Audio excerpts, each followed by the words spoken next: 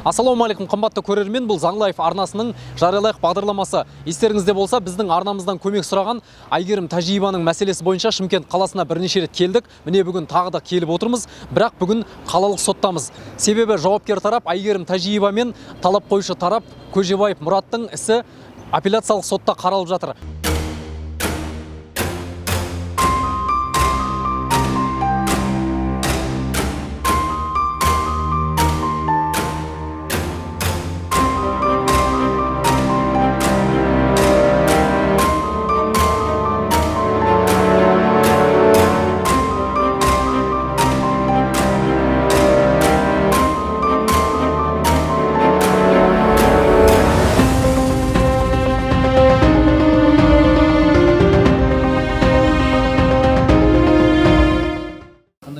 Іспен танысу туралы өтініш хат жіберді.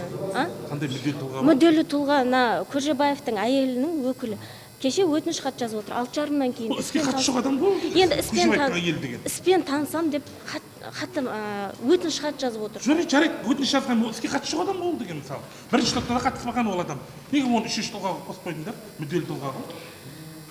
Бірінші топта болған жоқ. Мен қосқан жоқ.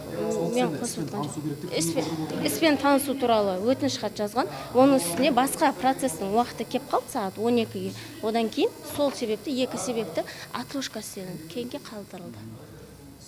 Уже соттың өзі қазір уақытта бұрмалаушылық жасап отыр. 12 тағайынға әдей 11,5-ға қойып қойып отыр, әдей біз үлгіре алмасын дегендей. Енді үшінші тұлға деген, мүдделі тұлға деген тағы бір тық қойған ішіне. Ол бірінші топта болмаған адам. Бұл жерде қазір апелляция сот алқасының негізі қарайтын жұмысы мына бірінші топтың шығарған шешімінің заңдылығын ғана тексеретін болды. Заңды шығарылған ба, заңсыз шығарылған ба? Бұл жерде мүдделі тұлға шақырып, тағы куәлерді шақырып қарайтын сот емес ол қазір. Оның бәрі бірінші топта талқыланып қойған нәрсе.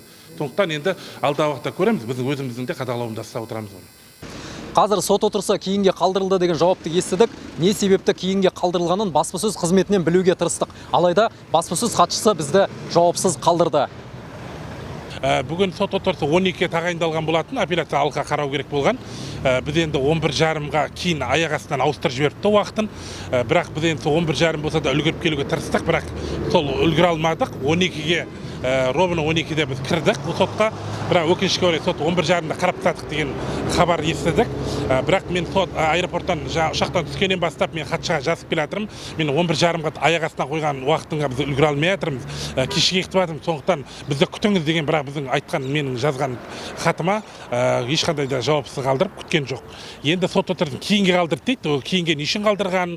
Тағы да бір мүдделі тұлғалар дейді. Біреулерді анықтау керек дейді. Ол сотқа не қатысы бар ол адамдардың бәрі белгісіз. Бірақ соны енді мен қазір соттың төрағасына мен кіріп осы мәселені көтерейін дегенде соттың төрағасы мені қабылдаудан бас тартты. Енді мен мына үш соттың істі әділ шешім шығарады деген кішкене күмән келтіріп тұрмын. Бірақ енді уақыт көрсетеді, алдағы уақытта қандай шешім шығарса да сіздермен бөлісетін боламыз. Алдағы уақытта жариялайық бағдарламасы бұл істі өзіміздің қадағалауымызда ұстаймыз. Аман сау болыңыздар. Рахат Қосай, Мадияр Ермек, Заң Лайф арнасы.